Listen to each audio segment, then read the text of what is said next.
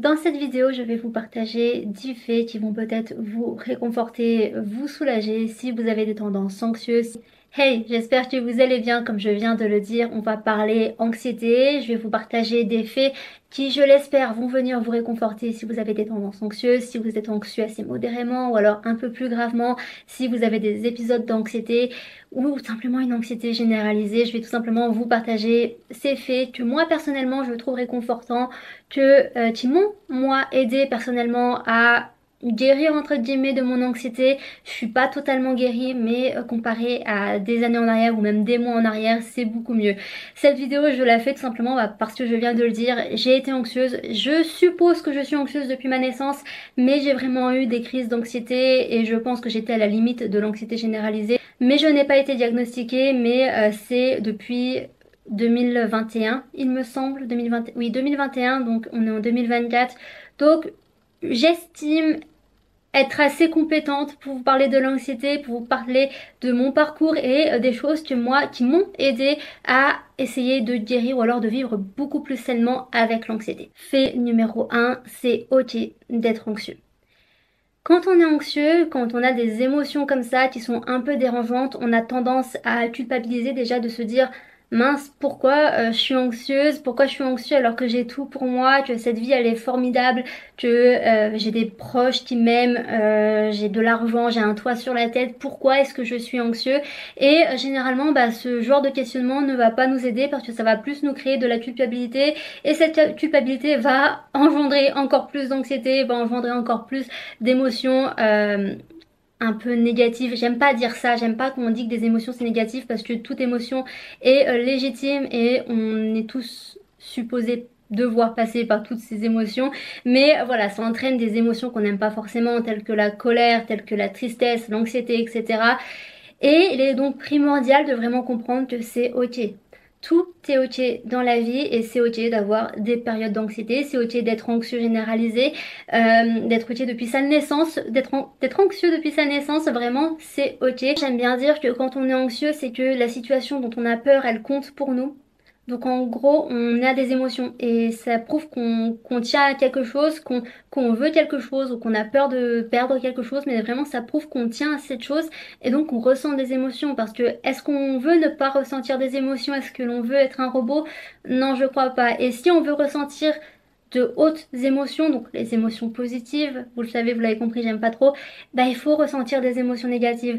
Parce qu'en fait, le bien ne va pas sans le mal et inversement, le mal ne va pas sans le bien. Tout est ensemble, tout est une question de dualité. Donc forcément, si on a des moments de haut, on a forcément des moments de bas et il faut commencer à les accepter, ces moments de bas, parce que c'est pas en étant dans la confrontation avec eux que ça va aller en fait. Il faut vraiment être main dans la main avec ses émotions, même si au début on les aime pas trop, mais elles sont là pour nous apprendre des choses. Donc il faut vraiment être main dans la main et là c'est quand on commence à apprécier, si on peut dire ça comme ça, cette émotion qu'on arrive à un peu plus la gérer. Deuxième chose, comme je viens de le dire, ces émotions négatives qu'on peut considérer négatives ne sont pas nos ennemis et l'anxiété n'est pas votre ennemi. J'ai envie de dire que l'anxiété est une boussole pour nous rediriger, non pas vers l'extérieur, mais vers nous, vers l'intérieur, vers qui on est. J'aime bien dire que l'anxiété, elle est là pour nous faire voir des choses, pour nous faire comprendre des choses, parce que c'est tout simplement votre corps avec les symptômes physiques de l'anxiété qui vous parle. Et quand le corps parle, c'est qu'il a des choses à dire, et c'est le moment en fait de l'écouter, c'est vraiment le moment de prendre du temps, de faire une pause, de l'écouter pour voir ce qui va pas. Parce qu'en fait, chaque symptôme, et on en parlera un peu plus bas des symptômes de l'anxiété, mais chaque symptôme, chaque douleur physique, parce qu'en effet, l'anxiété développe des douleurs physiques, mais chaque douleur physique a une symbolique, et moi je vous invite fortement quand vous avez des douleurs physiques à taper la douleur et avec signification spirituelle, et je vous assure que ça va vous aider à comprendre beaucoup de choses sur vous, autant dans vos émotions, autant que dans les choses refoulées, autant que dans votre corps. Vraiment ça peut que vous aider. Troisième chose, si l'anxiété n'est pas votre ennemi, elle n'est pas non plus votre intuition. Ne commencez pas à croire que tout ce que vous allez imaginer va se manifester. Alors certes, on manifeste avec nos pensées, avec nos actions, avec ce que l'on imagine dans notre tête, mais les pires scénarios ne vont pas se manifester. Tout du moins si vous ne leur accordez pas une grande importance et si vous ne plongez pas dans ces mauvais scénarios que vous les cultivez tous les jours, etc., ne vont pas se manifester. Vraiment, ils ne vont pas se manifester. L'intuition et l'anxiété sont vraiment deux choses différentes. Comment moi je distingue les deux et comment j'ai appris à distinguer les deux entre l'anxiété et l'intuition, mon intuition ces dernières années, tout simplement que l'intuition ne vous fait pas peur. Qu'elle soit négative ou positive, l'intuition ne fait pas peur, l'intuition est très très calme, l'intuition est comme une petite voix qui vient vous souffler à l'oreille. Tandis que l'anxiété, c'est vraiment quelque chose qui fait peur. Quand on a des pensées d'anxiété et on se dit mince, est-ce que c'est mon intuition? C'est vraiment, on panique. Vraiment, ça crée de la panique, ça crée des douleurs physiques en nous, ça crée des sensations physiques en nous, ça crée vraiment, c'est comme si en fait c'était une grosse voix qui vous crie et ça tourne et ça tourne et ça tourne dans votre tête. Ce n'est pas l'anxiété, ce n'est pas l'intuition, pardon. L'intuition, c'est vraiment très très calme. Et même si c'est quelque chose que vous n'aimez pas, par exemple si vous avez l'intuition qu'une personne est mauvaise pour vous alors que ça fait des années que vous la côtoyez, certes, ça va vous faire du mal si vous ne côtoyez plus cette personne, si vous coupez court avec cette personne. Certes, ça va vous faire du mal. Mais quand vous pensez ça vous fait pas peur. Peut-être que ça vous embête un petit peu, ok, mais ça ne vous fait pas peur, ça vous crée pas des douleurs physiques, des sensations physiques vraiment horribles. C'est très très calme. Quatrième chose, on vient un tout petit peu en parler de la manifestation. Bon, pour ceux qui me connaissent déjà, vous savez, j'en ai beaucoup fait sur ma chaîne YouTube, j'ai beaucoup fait de vidéos sur le sujet, mais bah voilà, même si j'ai changé de niche, ça reste toujours quelque chose que j'aime beaucoup, ça reste quelque chose qui reste vrai dans notre réalité. Donc forcément, je suis obligée d'en parler quelquefois. Et là, on va en parler. L'anxiété, qu'est-ce que c'est? L'anxiété, c'est la peur de quelque chose qui va se produire dans le futur. Mais le futur, il n'existe pas encore. Le passé, il n'existe plus. Il est fini.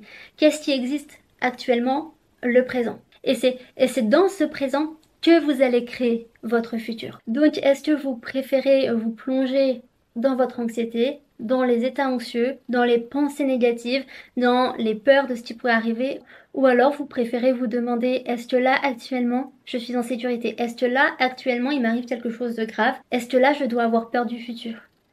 Est-ce que si je prends plaisir dans le présent, est-ce que j'ai une raison d'avoir peur?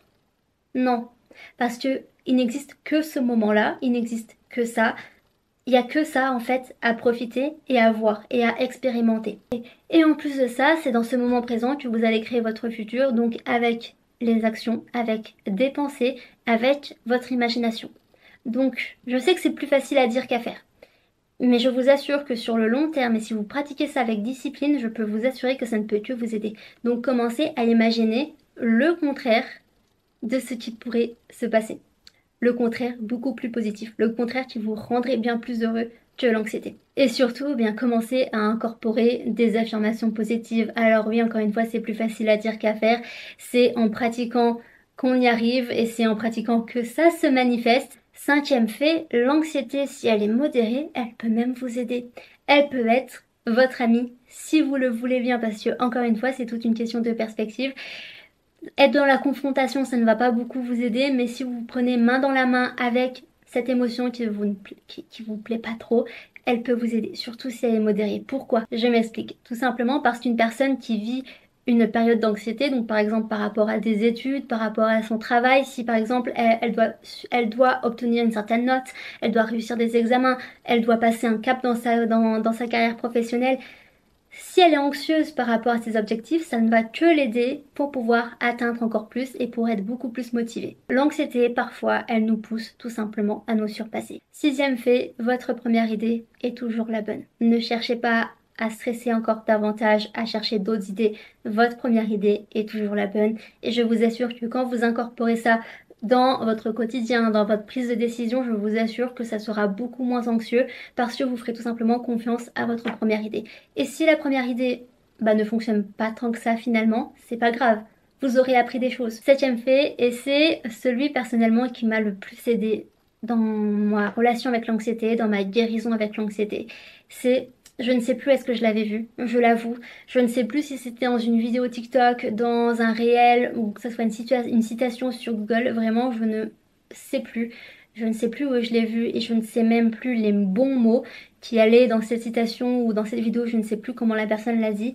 Mais en tout cas, En gros, c'est imaginer le pire revient à vivre deux fois la même situation. Qu'est-ce que ça veut dire? Eh bien, aussi simplement que ça, imaginer le pire, c'est vivre deux fois cette situation. Donc, imaginez, par exemple, si vous êtes anxieux à l'idée de vous faire rejeter, vous allez vivre deux fois ce rejet, alors que vous ne pourrez le vivre qu'une seule fois. Même si c'est un fait qui est plutôt dur quand même, qui, je pense, n'est pas à donner à toutes les personnes, je vous le dis quand même.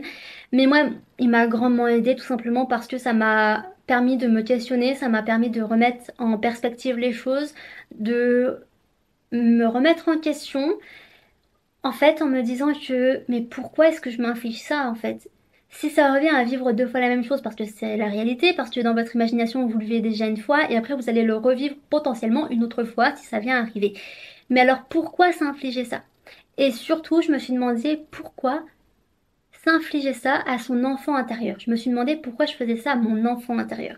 Enfant intérieur avec qui j'ai déjà travaillé. Et là, vraiment, en me demandant ça, en imaginant la petite Ludivine, je suis petite en taille, je sais, mais en imaginant la petite Ludivine de, je sais pas, de 7-8 ans, même la Ludivine un peu plus ado, mais je me suis dit, mais pourquoi je lui inflige ça en fait?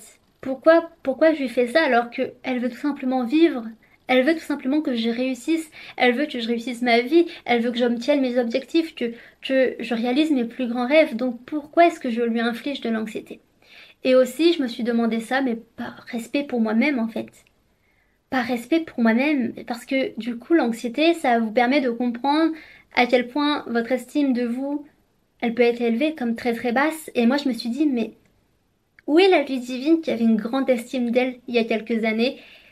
Où elle est, en fait? Et qu'est-ce qu'elle penserait de ça? Et je vous assure que moi, ça a vraiment tout remis en perspective. Alors oui, j'ai pleuré.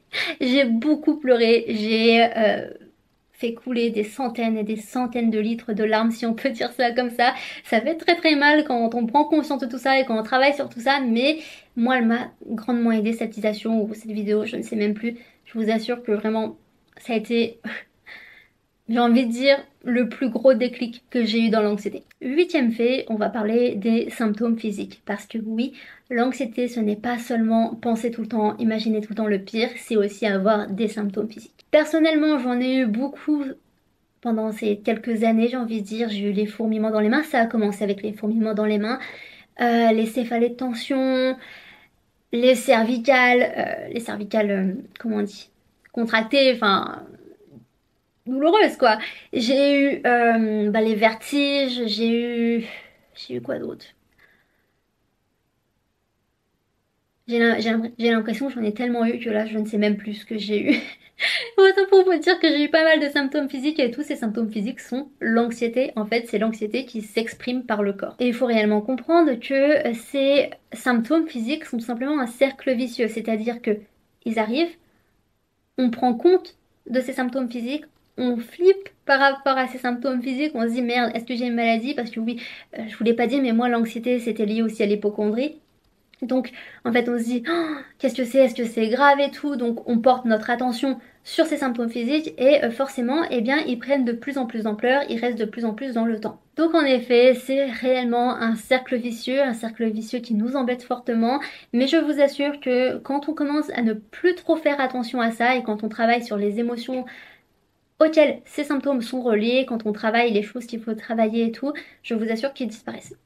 Honnêtement, maintenant, je n'ai plus de céphalée-tension. Bon, moi, j'ai été voir une somatopathe pour ça. Mais, et oui, en parlant de ça, je fais un petit disclaimer.